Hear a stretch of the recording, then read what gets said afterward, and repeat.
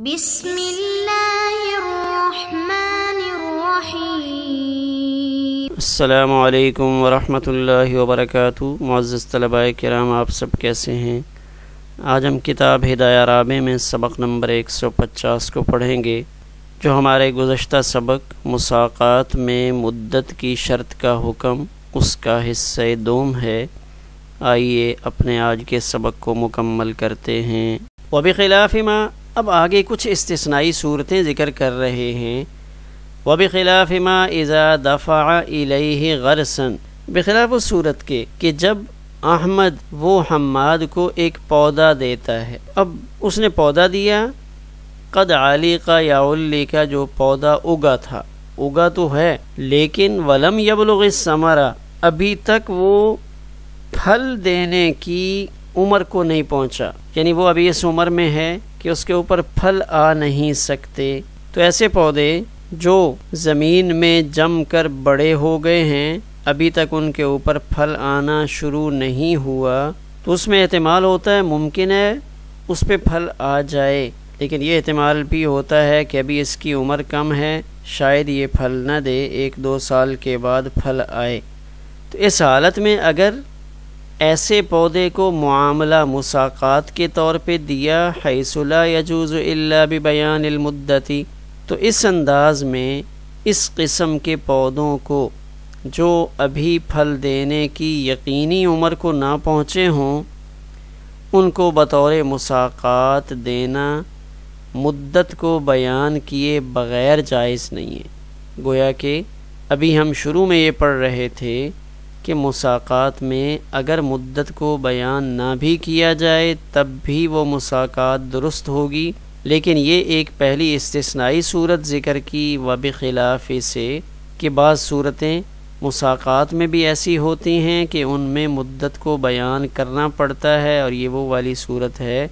کہ جب انتہائی چھوٹا سا پودا کسی کے حوالے کر دیا جس پہ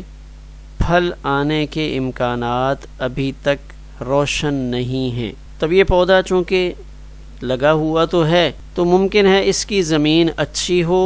لأنه يتفاوت بقوة الأراضي وضعفها، تب جہاں زمینیں اچھی ہوتی ہیں پودوں کو جلدی قوت ملتی ہے اور وہ جلدی پھل لے آتے ہیں۔ بعض دفعہ زمین اتنی طاقتور نہیں ہوتی، زمین خود کمزور ہوتی ہے، اس میں زرخیزی نہیں پائی جاتی، جس کی بنیاد پہ پودا وہ اتنی قوت نہیں حاصل کر پاتا جس سے اس پر پھل آنا شروع ہو جائیں۔ تو لہذا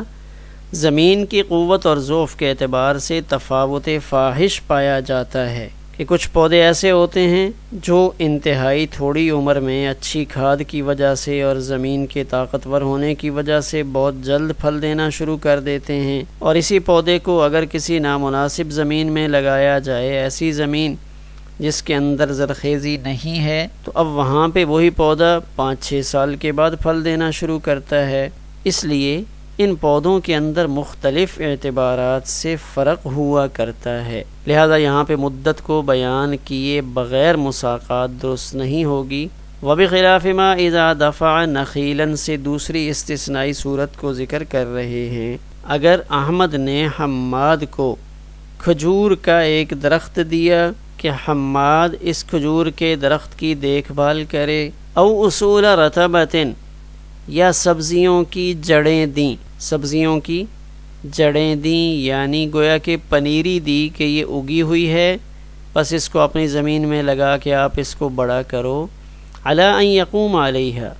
کس شرط پر دی کہ وہ ان کی دیکھ بھال کرے، ان کی نگرانی کرے، او اطلق فی الرطبۃ۔ اب یہاں تھوڑا سا اس کو سمجھنے کی ضرورت ہے،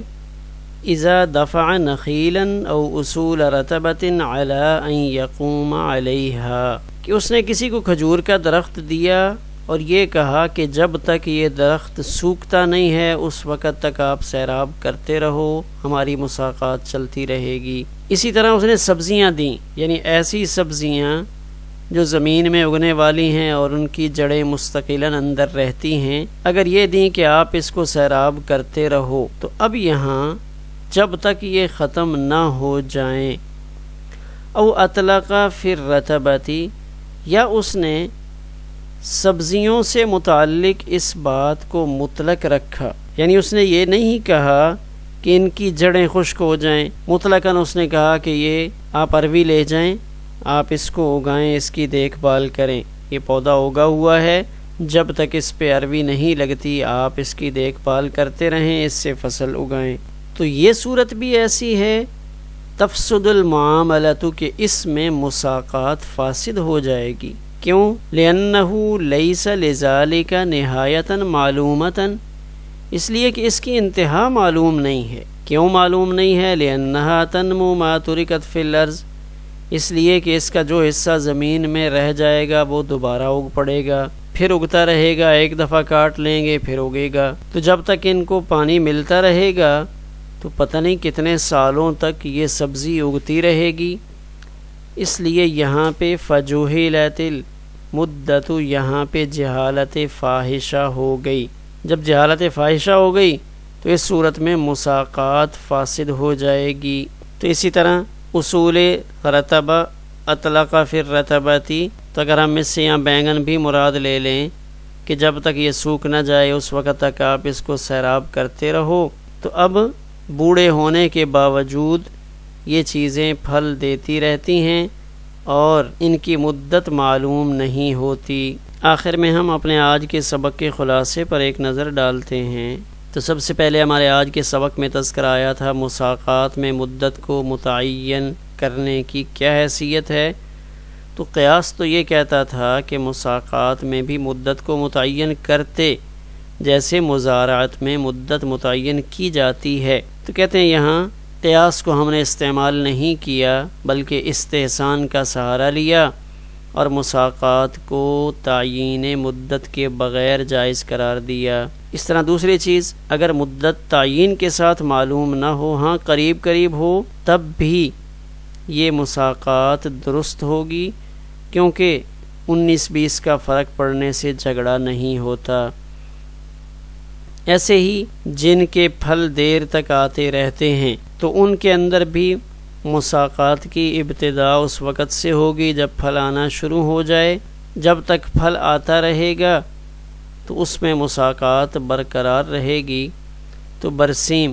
جو لہسن کی طرح ایک فصل ہے، گویا کہ ایک سبزی ہم کہہ لیں کہ یہ بار بار اگتی رہتی ہے، ایک لو جب اس کی کاٹ لی جاتی ہے تو پھر دوبارہ آتی رہتی ہے۔ تو اب بعض شرح نے برسیم کو گندنا سے تعبیر کیا کہ یہ ایک طرح کی گھاس ہے۔ ہمارے ہاں اس کو اگر یہاں برسیم سے مراد وہ چارہ لیا جائے جس سے ہمارے ہاں برسا کہا جاتا ہے تو وہ بھی ممکن ہے، کیونکہ جو ہمارے ہاں جانوروں کا چارہ ہوتا ہے تو یہ ایک دفعہ بڑھتا ہے، پھر اس کو اوپر سے کاٹ لیتے ہیں، پھر اس کی دوسری لو آ جاتی ہے، اس کو کاٹتے ہیں، پھر تیسری لو آ جاتی ہے۔ لیکن محققین یہ کہتے ہیں کہ یہاں رتبہ سے مراد سبزیاں ہیں جو ایک دفعہ اگانے کے بعد بار بار اگتی رہتی ہیں۔ ایک دفعہ ان کے پودے کو، ان کی بیل کو لگا دیا جاتا ہے اور جیسے ہی ان کو دوسری دفعہ پھر پانی ملتا ہے تو پھر وہ دوبارہ سے بڑھتی ہیں۔ تو یہ بڑھتا رہتا ہے اور پھر اس میں جو آخری لو آتی ہے اس میں اس کا بیج آتا ہے، یعنی 2-3 دفعہ کاٹنے کے بعد چوتھی دفعہ اس کو نہیں کاٹتے بلکہ چوتھی دفعہ اس میں بیج پکتا ہے، تو پھر وہ اس بیج کو آئندہ کے لیے استعمال کرتے ہیں، بیج کے لیے اس کو روک لیتے ہیں۔ تو یہ اس کا تذکرہ ہے۔ 4 موسم، تو موسم خزاں یعنی پت جھڑ جو گرمی اور سردی کا درمیانی موسم ہوتا ہے۔ صیف سے مراد موسم گرما ہے اور ربیع سے مراد موسم بہار ہے۔ شتاء سے مراد موسم سرما ہے۔ یہ 4 موسم ہیں۔ تو شاید جہاں یہ کتاب لکھی گئی صاحب ہدایہ کا جو علاقہ ہے وہاں فصل 3 موسم کے اعتبار سے ہوتی ہوگی، سال میں 3 موسم ہوتے ہوں گے۔ ہمارے ہاں پاکستان میں 4 موسم ہوتے ہیں، لہذا علاقائی فرق کے لحاظ سے فصلوں کا بھی فرق ہوگا۔ تو اب 2 صورتوں میں فرق یہ بھی آپ ذہن میں رکھیں گے۔ احمد نے ایک پودا لگایا اور اس نے وہ پودا لگا کر حماد کے حوالے کیا کہ اس کی حفاظت کرو، اس کی خدمت کرو، اس سے جو پھل ہوگا وہ ہم دونوں آدھا آدھا کر لیں گے۔ تو یہ صورت فاسد ہے، کیوں؟ اس لیے کہ بعض زمینیں طاقتور ہوتی ہیں، ان میں پودا لگایا جائے تو وہ 1-2 سال میں پھل دینا شروع کر دیتا ہے، تو ایک صورت تو وہ بنے گی جہاں حماد کو دوسرے سال ہی پھل ملنا شروع ہو جائے گا، اور اگر زمین کمزور ہوئی تو بہت ممکن ہے کہ 5-6 سال وہ اس کی دیکھ بھال کرتا رہے، 6 سال میں جا کر اس پر پھل پیدا ہو۔ تو یہاں مدت کو بیان کیے بغیر چونکہ جہالت فاحشہ ہے اس لیے یہ عقد فاسد ہوگا۔ اور اگر برسیم یعنی کوئی بھی سبزی کسی کو دی اور زمین کے مالک نے عامل سے یہ کہا کہ آپ اس کی حفاظت کرو، جب تک بیج نہ آ جائے اس وقت تک آپ اس کی دیکھ بھال کرتے رہو۔ اب جو بیج ہوگا وہ میرے اور آپ کے درمیان مشترک ہوگا، تو یہاں مدت کے بیان کیے بغیر یہ عقد جائز ہے۔ گزشتہ صورت میں جو احمد نے پودا حماد کو دیا تھا تو وہ عقد جائز نہیں ہے، لیکن اگر یہ سبزیاں جڑوں والی چیزیں جو زمین میں اگتی ہیں اگر کسی کو دیا اور اس سے کہا کہ آپ اس کی دیکھ بھال کرو جب تک کہ اس کا بیج نہیں آ جاتا، تو یہ عقد جائز ہے۔ کیوں کہ جس طرح پھلوں کے پکنے کا وقت معلوم ہوتا ہے، اسی طرح یہاں بھی ان سبزیوں کے آخری مراحل وہ معلوم ہوتے ہیں۔ یہاں شرح نے 4 چیزیں بطور تنبیہ ذکر فرمائی ہیں۔ اس میں تنبیہ اول یہ ہے کہ یہاں ایک صورت میں مصنف نے کھجور کے درخت کا تذکرہ بھی کیا، نخیل کا تذکرہ کیا، اور نخیل کے ساتھ اصول رتبہ اس کا تذکرہ کیا تھا۔ یہاں دیکھیے بخلاف ما اذا دفع نخیلا او اصول رتبۃ، 2 چیزیں یہاں پہ ذکر فرمائیں، لیکن جو دلیل بیان کی لأنہا تنمو ما ترکت فی الارض، تو یہ جو دلیل ہے یہ صرف اصول رتبہ میں جاری ہو سکتی ہے، نخیل میں جاری نہیں ہوتی۔ اس لیے تنبیہ اول یہ ہے، بعض شرح یہ فرماتے ہیں کہ مصنف نے نخیل کے لیے دلیل کو بیان نہیں فرمایا،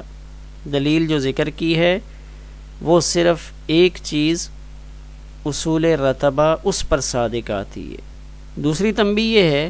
کہ یہ دلیل دونوں کی ہو سکتی ہے، اور مطلب یہ ہوگا کہ کھجور کا درخت دے دیا اور یہ کہا کہ اس کی حفاظت کرو، اور یہ عقد میرے اور آپ کے درمیان اس وقت تک رہے گا جب تک یہ کھجور سوکھ نہ جائے، تو یہ عقد فاسد ہے، اس لیے کہ اس کی مدت مجہول ہے۔ لیکن اگر نخیل میں مطلقاً کہا کہ اس نے یہ جو لفظ بولا اذا دفع نخیلا مطلقاً، جیسے یہاں پہ اس نے او اطلق فی الرتبۃ کہا ہے، تو یہاں اگر اس نے نخیلاً کے ساتھ مطلقاً کا لفظ کہا ہو اور سوکھنے کی شرط نہ لگائی ہو تو اس صورت میں یہاں بھی عقد صحیح ہوگا، اور حسب سابق جو پہلی دفعہ فصل پیدا ہوگی، پہلے پھل پیدا ہوں گے، ان پر یہ عقد واقع ہوگا اور پہلے پھلوں کے اندر مساقات ٹھیک ہوگی۔ لیکن برسیم و لہسن وغیرہ کے اندر عقد فاسد ہوگا کیونکہ یہاں ان کی انتہا معلوم نہیں ہے۔ تیسری تنبیہ یہاں پہ یہ ذکر فرمائی کہ پہلی اور دوسری صورت میں فرق کا دار و مدار ان کی انتہا کے علم اور عدم علم پر ہے۔ تو ایک صورت تو وہ ہے جہاں نہایت معلوم ہے تو اس کو جائز کہا، اور یہ یعنی ایسی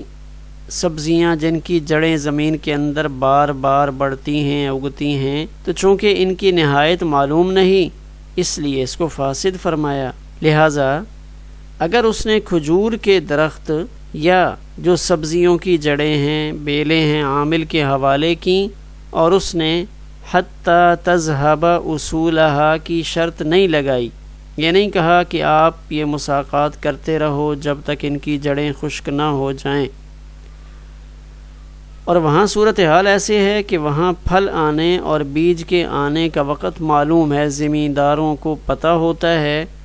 کہ اس میں کتنے عرصے کے بعد بیج آ جائے گا، تو یہ عقد جائز ہے۔ لیکن اگر وہ کوئی نئی قسم تھی جس میں اندازہ نہیں تھا کہ اس پہ بیج کب آئے گا، کچھ ایسے فصلیں ہوتی ہیں جن کو تجرباتی طور پہ اگایا جاتا ہے، تو اگر کوئی ایسی نئی قسم کی فصل تھی، نئی سبزی تھی جس میں بیج کے آنے کا حتمی طور پہ معلوم نہیں ہے، یہ پہلا تجربہ ہے، تو پھر یہ عقد فاسد ہوگا۔ تنبیہ چہارم یہ ہے کہ علامہ کاسانی یہ فرماتے ہیں کہ یہ عبارت بالکل واضح ہے جواز اور عدم جواز کا دار و مدار ان چیزوں کی انتہا کے علم اور عدم علم پر ہے۔ تو گویا کہ علامہ کاسانی کے بقول صاحب ہدایہ کا کلام زیادہ واضح نہیں ہے، بلکہ اس میں کچھ الجھاؤ موجود ہے۔ علامہ کاسانی نے بدائع میں اس مسئلے کو ذرا تفصیل کے ساتھ ذکر فرمایا ہے، اور بدائع کی جلد نمبر 6 صفحہ نمبر 186 پر اس صورت کو تفصیل سے ذکر کیا ہے، جہاں عبارت زیادہ واضح ہے۔ ہمارا آج کا سبق اسی پر مکمل ہوا۔